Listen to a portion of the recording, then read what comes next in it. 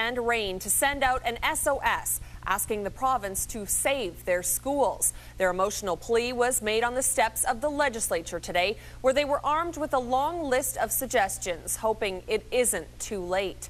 Jennifer Ivanov reports.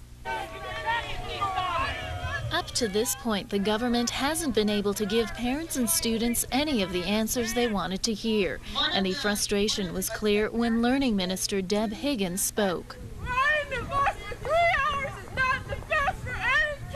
After a 3-year moratorium on school closures, rural divisions are now trying to make tough decisions to cope with rising costs and declining enrollment.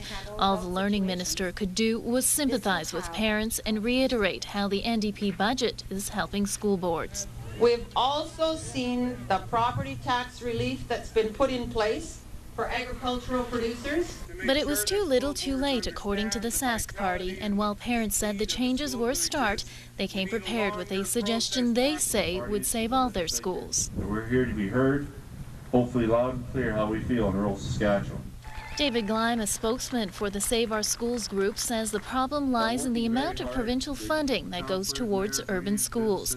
He says the province currently funds 60% of the total tax base in cities, compared to about 35% in rural Saskatchewan. That's where it's unfair. We don't think what the cities are getting is fair. That's the same ratio we want in the country. There is no need for school closures. There is plenty of money out there. They just need to learn how to spend it right and become accountable for it.